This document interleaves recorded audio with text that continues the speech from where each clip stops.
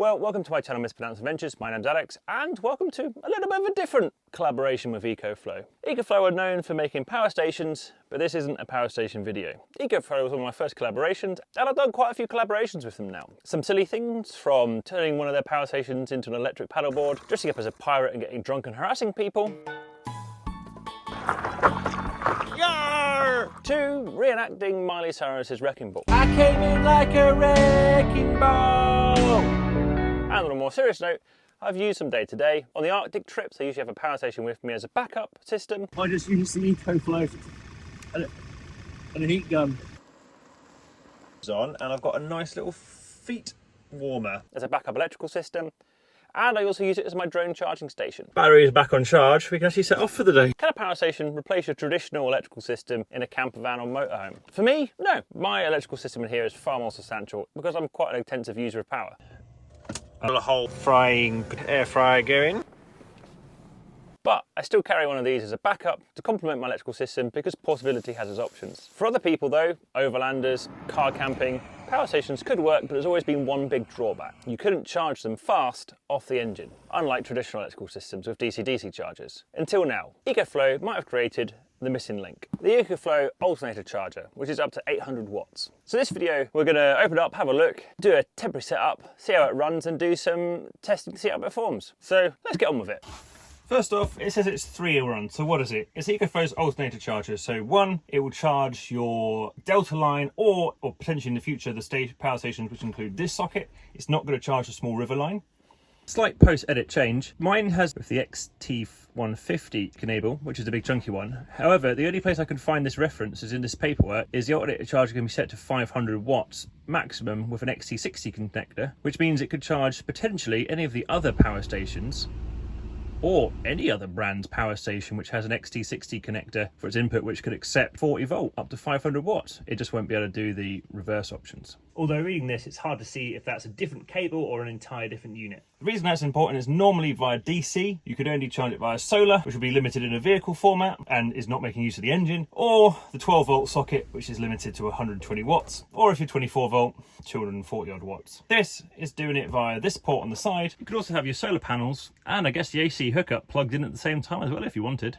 This is, which is effectively being a 12 volt or 24 up to 48 volt converter up to 800 watts. And that's quite a lot. The two other options is it can also work in reverse. It's bi-directional. So whilst it's labeled as a jump starter, it is not a jump starter. This will not jump start your vehicle. It's a reverse charge feature, which will dump energy from your power station to charge a flat starter back up, not used for jump starting an engine.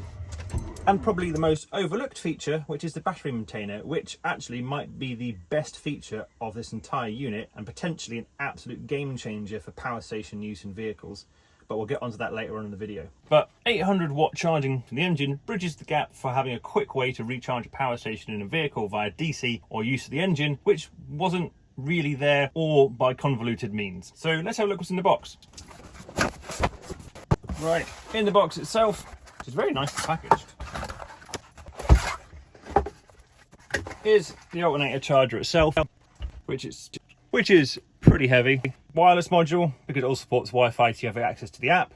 Proprietary connection for connecting to the 12 volt side of the vehicle. Proprietary connection for connecting to the power station, and an Ethernet port, which, if I'm honest, I have no idea what that does at this point. And a bunch of mounting brackets on the back so it can be mounted. This may look like another EcoFlow product, the Power Stream, and it is in the same metal case and clearly the same chassis for the unit, but completely different. Both of these weigh a ton and made of metal, mainly as whatever they're doing is getting hot, using the mass of the unit as the heatsink. So similar on the outside, different on the inside. This is a micro inverter which I bought myself. That turns solar power into AC power. Right, that's the main unit. Let's have a look at what's in the other box. Oh, there we go. One big bundle of cable. So one cable between the power stream and the power station you're going to plug it into, using its own proprietary connector. And I love that they've actually used 90-degree fittings for the power station. So often they just use straight out ones, which just make it really difficult to mount. And a pre-made wiring harness and fuse, coming with an AEP 125 amp fuse. Usually I'm suspect on pre-made lugs, as I've been able to pull them off in the past. But these actually feel reasonably good quality. I can never remember what these are called, and I'm pretty sure they're to do with interference and noise. If someone can enlighten me, please do comment, because that is a pretty huge one. Right, since it came with pre-made cable, I want to see that they've actually got the cabling and fusing done right. So that says 10 mil squared. Well, first off, just run the serial numbers, or well, the information on the sheath, and it's not the sheath, it's actually a heat shrink cover on the outside, because if you look down there, the heat shrink stopped. It's probably so they could just buy one colour of cable, and then since the rest of it's in a shield, just put red on one side and black on the other. But I kind of want to get access to see what the actual specs of the cable are, to make sure that the fusing they've done is the correct fusing for it, or the cable's the correct for the job. There we go, forward that back. Oh, it is red cable. Right, let's see if we can pull this back enough to get the stats of the cable. There we go. 6 AWG, so 6 American wire gauge. Right, let me just go look up the stats for 6 American wire gauge and what the equivalent of that is in millimeters squared. Right, after a bit of checking out on the internet, this is 6 American wire gauge, which is 16 mil squared, as we would use in the UK and Europe, which is definitely up for the job, although this is a fixed run of 5 meters of this cable, which I guess you could cut and short it if you wanted. An 800 watt load, which at 12 volt is going to be, if you do 12.9 or 14.6 divided by, is around 55 to 60 amps. Maximum current of 60 mil cable is generally said to be 110 amp. So personally, I wouldn't have had 125 amp fuse in that, because that's higher than the rating of the cable, and the fuser's job is to protect the cable, not the device. So whilst that cable is definitely up to spec for carrying the 60 amp load, although it would have probably been a little bit better at 25 mil, because you'll get quite a bit of voltage drop, and we'll see it getting hot when we have some thermal footage later on, that I would have changed out to 100 amp instead, which would be then a fuse would blow before the cable's specified failure point. But let's put it back together. Right, I'm going to keep them a little bit further apart just because I might need the distance for how I'm going to mount it. So on the install process, that goes on there.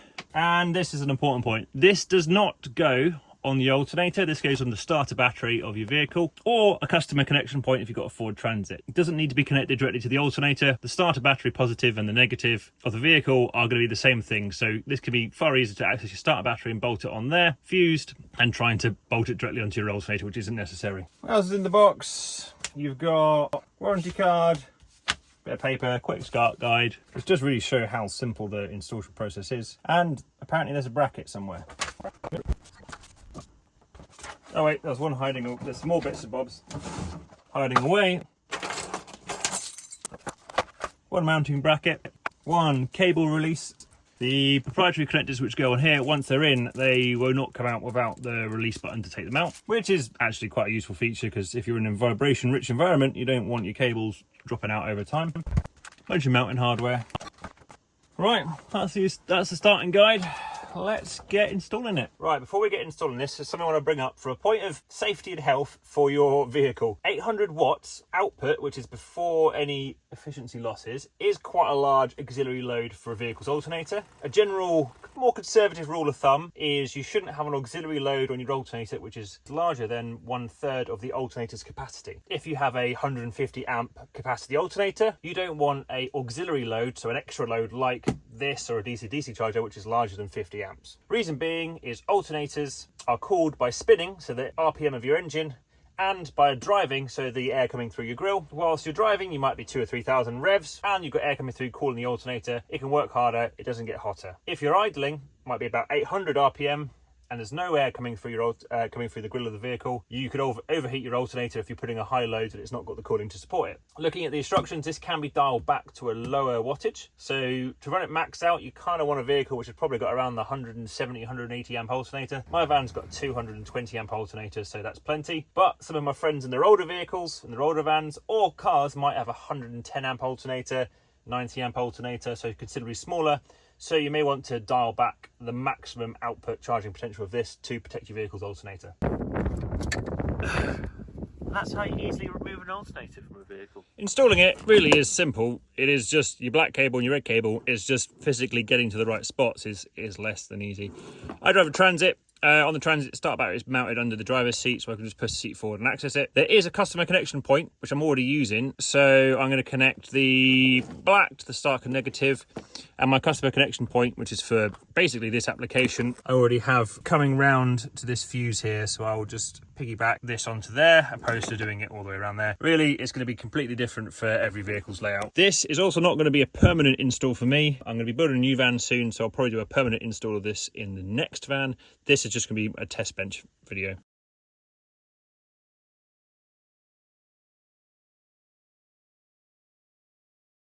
Right, temporary setup done. Right, we've got the cable all set up, so let's bring it over and get it plugged in. Car going in. Power station get plugged in.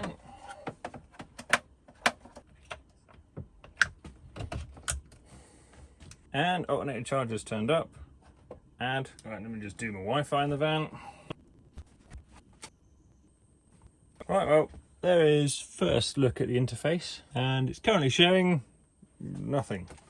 Right, let's see, by default, it comes with a 100 watt set, just so no one's going to overload their alternator straight out of the box.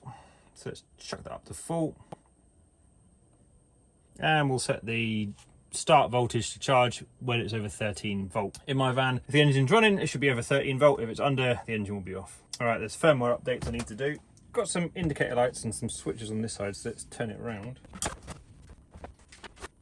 Press the switch on the side. Lights up, red.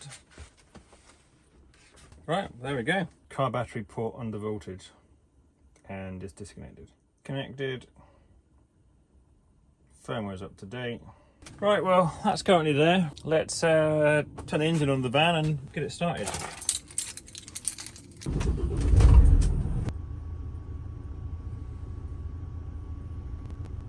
Well, there we go. Currently charging at 800 watts. Alternator's putting out 14.7, which is a bit high to be honest. Currently charging the Delta 2 at 800 watts. Right, things I want to see is where this 14.7 is coming from, and this is outputting 800 watts. I want to know what the input side's doing, so let's go get a multimeter and find out. Right, well, let's find out the volt reading first. So currently 14.56, and let's get an amp reading. Right. Okay, that maxed it out.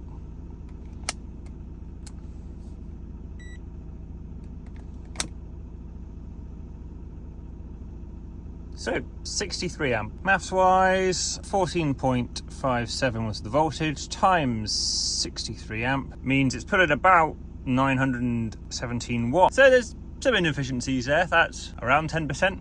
I don't know what the spec sheet is. Right, well, let's get this tool out, which is a sponsor for this day's video, which is the T2 Pro made by Infrared, which attaches to my iPhone, which is a thermal camera with some pretty decent specs. About it, look in the description below, which I can use for videos in the future. So opposed to making a integration about it, watch the rest of the video for how I actually put it to use.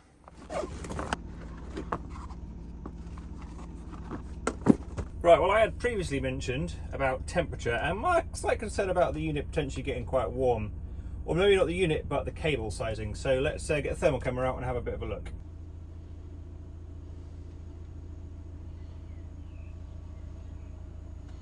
Well, you can definitely see there is a bit of heat and current going through those. I mean, it feels warm to the touch, but it is only 30 odd degrees, so we'll leave it going for a little bit more. And it's also a good way you can see the advantages of a higher voltage. 12 volt going in to about 800 watts worth of, well, 900 watts of 12 volt going in, and 800 watts of 48 volt going out. Higher voltage, lower current, lower temperature. The device itself is not actually getting too warm.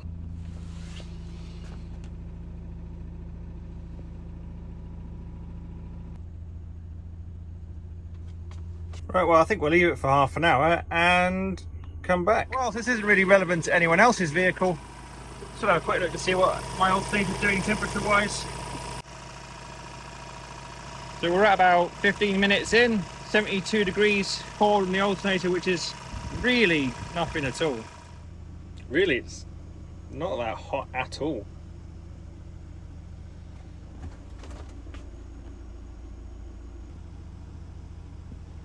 Right, I think we'll call that test here, really. Right, I think next test will be to turn the engine off and see what happens app-wise.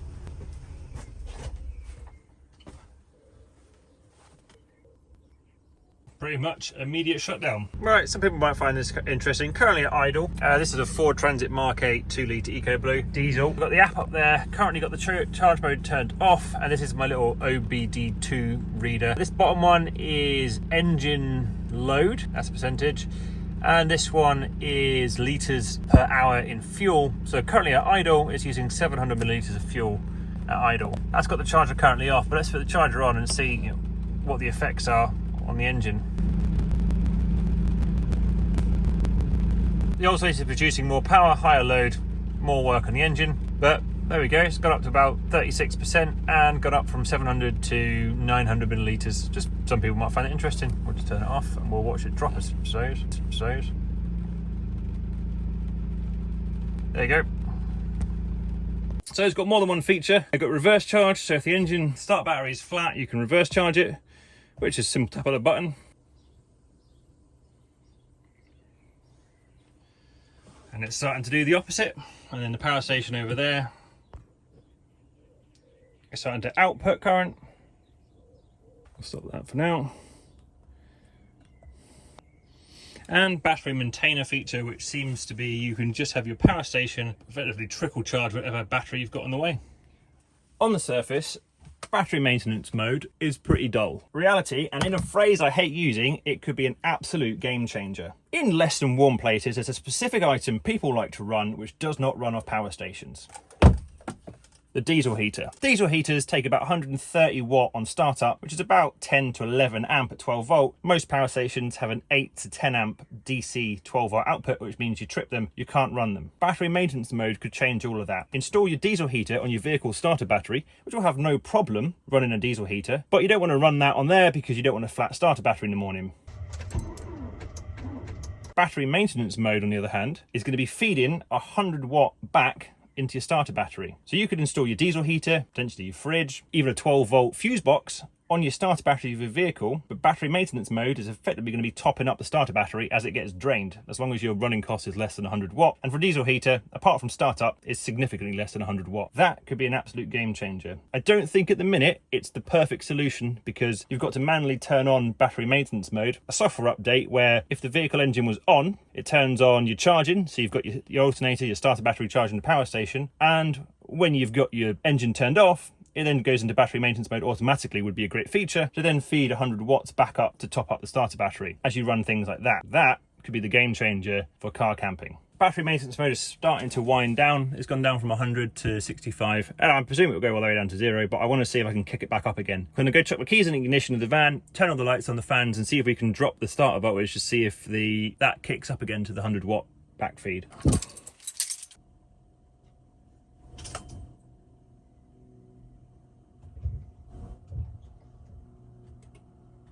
And there we go, automatically kicked back up to the 100 watt back feed when I put the lights and the aircon on. Well, that's got some incredible potential. Right, well, the Delta range is not the only EcoFlow product which has that port. This is the Wave 2 air conditioning unit battery. So let's see if we can charge the Wave 2 aircon battery off the alternator charger. I guess that wasn't the intention because that plug does not fit in that hole. That is a bit of a shame. Right, next one we've got the Wave 2 EcoFlow air conditioning unit. Again, same port, and it can be directly plugged into Delta 2, but let's see if the alternator's cable fits in this slot this time. It plugs in. Let's turn the engine on and see if anything happens. Nope, doesn't seem with the EcoFlow Wave 2 it has anything to do. That being said, if you did want to run the aircon unit off the assisted by this, you could, and then plug the car charger in there.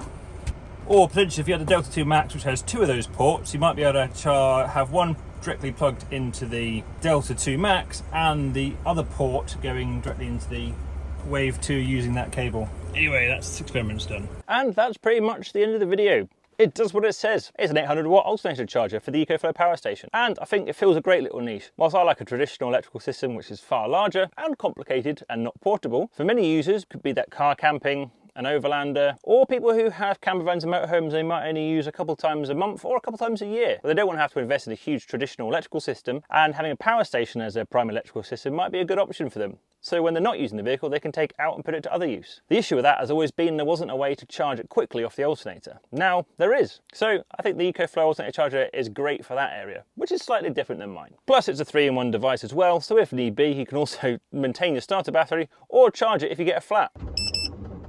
Actually, looking at the unit itself, it's high quality and it's a well made and sleek app, which you'd expect from EcoFlow products. It didn't get too warm on a half-an-hour test, only to about 37 degrees, and the unit itself was about 35. My only gripe was that 125 amp fuse on a 16mm squared cable, and I preferred to see 100 amp or less. If you've enjoyed this sort of thing and you're interested in the alternator charger, do consider looking at the links in the description for my affiliate link, as it helps support the channel like this and for all the free content I make, like the Arctic trip.